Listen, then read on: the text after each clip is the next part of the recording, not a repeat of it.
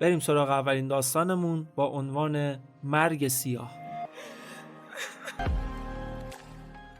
توی قرن 14 میلادی اروپا و آسیا وارد نبردی بزرگ و پرتلفات شدند. نبردی طولانی که 15 تا 20 سال طول کشید و چیزی حدود 75 تا 200 میلیون کشته به جا گذاشت.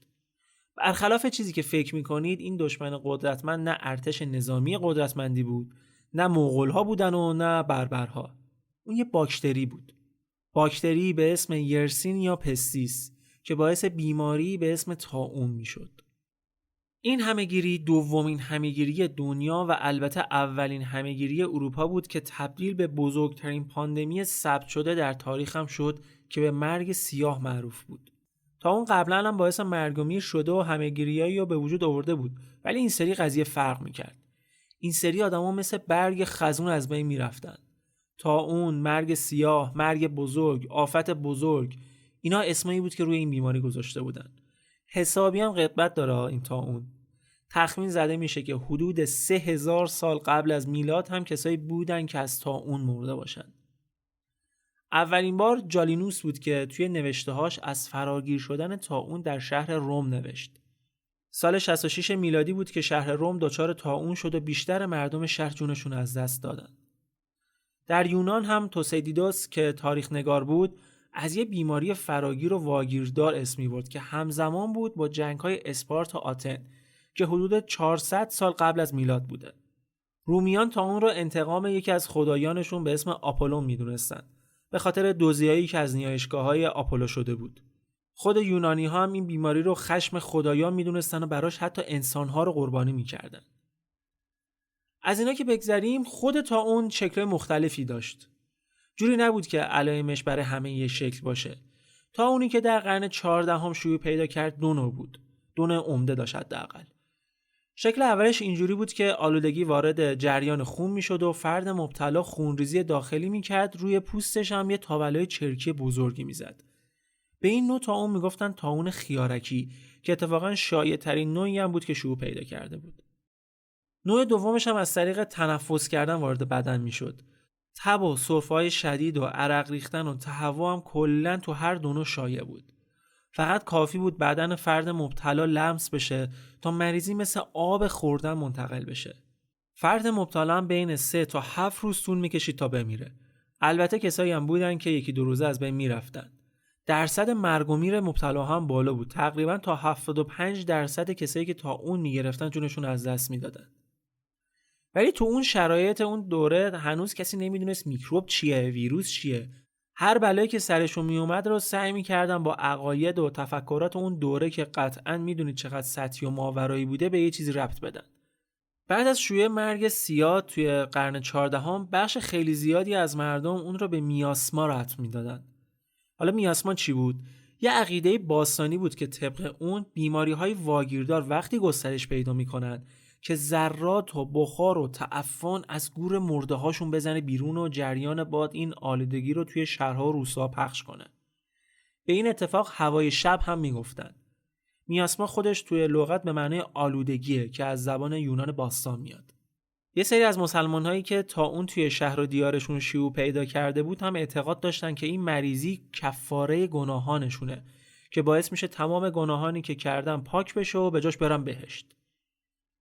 اما اکثر مردم اروپا دلیل طاعون رو عذاب الهی میدونستن. توی کلیساها مراسم‌های عجیب غریب میگرفتن. لخت میشدن، خودشون رو شلاق میزدن. یهودی‌ها رو کتک میزدن، حتی دارشون میزدن. میگفتن اونا باعث بانی این عذاب الهی هن. یا حتی معتقد بودن یهودی‌ها از روی عمد آب رو مسموم کردن و باعث این بیماری شدن. توی یکی از حمله‌هایی که به یهودی‌ها شد توی شهر استراسبورگ حدود 2000 نفر کشته شدن.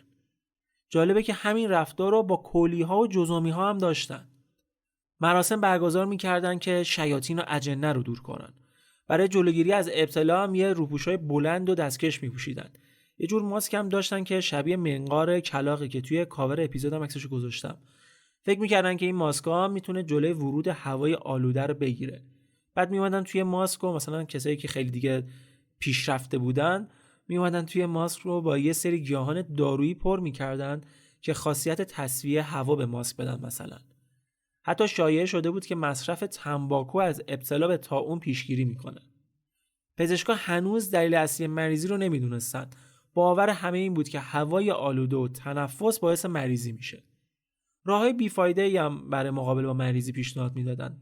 آتش زدن هیزم و گیاهای معطر، حموم آب داغ، بخور گرفتن. در صورتی که اصلی ترین دلیل این مریضی کک‌های آلوده‌ای بودن که روی بدن موش‌ها جا خوش کرده بودن و موش‌ها اونا رو با خودشون همه جا پخش می‌کردن. به خاطر وضعیت بد بهداشتی مردم تو اون دوره اکثرا به این کک‌ها آلوده می‌شدن و یه نیش کوچیکشون کافی بود تا طاعون رو وارد بدنشون کنه.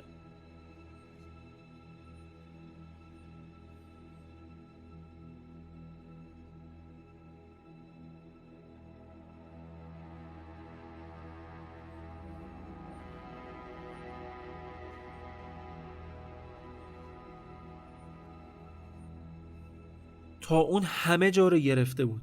جنازه‌ها همین جوری کنار خیابون پخش و پلا بودن. هرچی بیشتر زمان میگذشت و شرایط بیماری بدتر میشد، مردم بیشتر اعتمادشون رو به کلیسا از دست میدادن. یواش یواش رو آوردن به جادوگرا. اونا انقدر قدرت گرفتن که برای خودشون حزب تشکیل دادن و شدن یه رقیب جدی برای کلیسا. حتی پزشکان وقتی میرفتن بالا سر مریض با خودشون جادوگر میبردن. یه سری مراکز هم به اسم طاعونخانه ساخته شده بود که کارشون نگهداری از بیماران طاعون زده بود. ولی هزینه بستری توی این طاعونخانه ها خیلی بالا بود. یه جورایی مخصوص پولدارا بود. ولی در نهایت واقعا فرقی نمی‌کرد که اگه مریض شدی توی این مراکز بستری باشی یا جای دیگه. تهش مرگ بود. شاید پزشکان این طاعونخانه ها میتونستن فقط یه مرگ کم دردتری رو برای آدم مهیا کنن.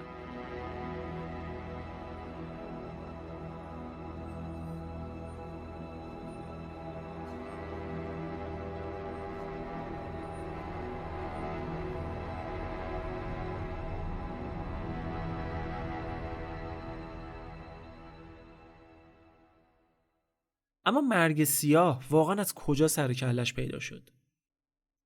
چیزی که بیشتر محققان سرش اتفاق نظر دارن اینه که این بیماری از شرق آسیا اومده.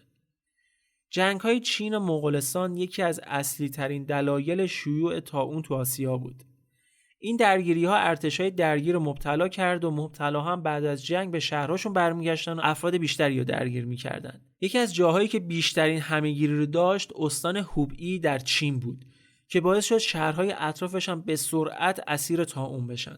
جاده ابریشم هم که رگ اقتصادی آسیا بود، بهترین راه برای انتقال بیماری از طریق بازرگانی و کاروانهای تجاری بود. موشای آلوده همه جا پخش می‌شدن و موشای بیشتری رو هم آلوده می‌کردن. طاعون حتی تا غرب آسیا و شمال آفریقا هم رفت. اما منشأ ورود طاعون به اروپا هم شبه جزیره کریمه بود. مغولا برای گسترش امپراتوریشون به این منطقه حمله کردند و برای اینکه مقاومت شهر رو بشکنن کاری کردند که یکی از عجیب‌ترین و ظالمانه ترین اقدام‌های ممکن بود که شاید بشه به عنوان اولین جنگ بیولوژیکی دنیا هم ازش نام برد. چیکار کردن؟ اومدن اول چندین هفته منطقه رو محاصره کردن که هیچ آب و غذا و دارویی وارد شهر نشه و مردم ضعیف بشن.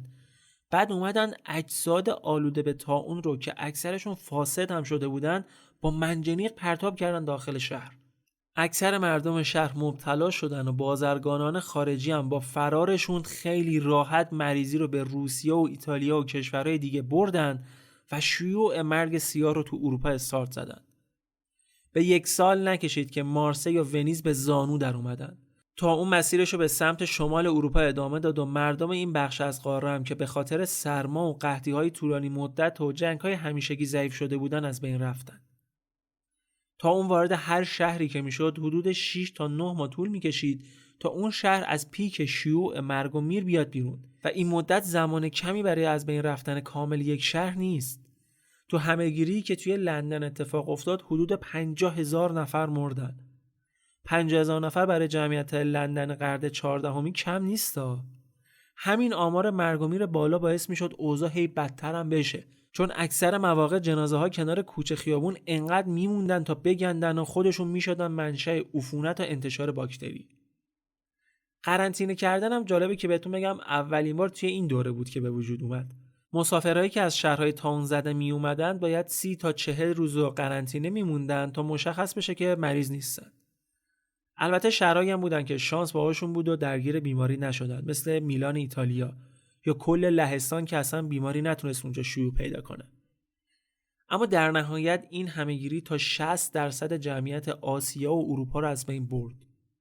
باستانشناسا گورهای دست جمعی پیدا کردن که یه وقتایی چند صد نفر رو یه جا با هم دفن کرده بودن. تو شمال آفریقا شهر اسکندریه مصر یکی از بزرگترین شهرهای اسلام تا اون جون 600,000 نفر رو گرفت. سوریه، لبنان، اورشلیم، قسطنطنیه و حتی ایران هم در امان نموندن. حدود 1/3 جمعیت خاورمیانه از بین رفتن. فقط در اروپا حدود 150 سال طول کشید تا جمعیت قاره به اون چیزی که قبل از همه‌گیری بود برگرده. هنرمندان قرن 14 هم بیکار نشسته بودن.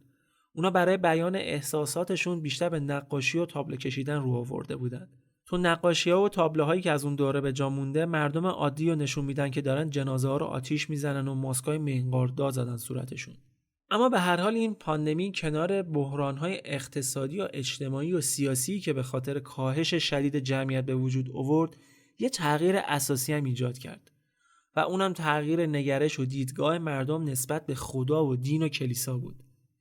این اتفاق باعث شد که ناتوانی کلیسا در کنترل بیماری با دعا و مراسم و این چیزا کاملا به چشم بیاد و خیلی از مردم دیگه اون تعصب کورکورانه رو به کلیسا بذارن کنار و یواش یواش زمینه ساز عصر روشنگری و رنسانس بشن. اما این آخرین همه‌گیری طاعون نبود.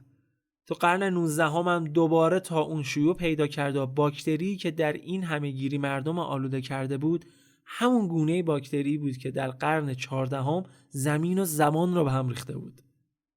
یعنی حدود 600 سال زنده موند، جهش پیدا کرد و دوباره افتاد به جون مردم. هرچند که بالاخره راه درمان قطعیش پیدا شد و مثل همیشه انسان بود که تونست پیروز نهایی این نبرد بشه.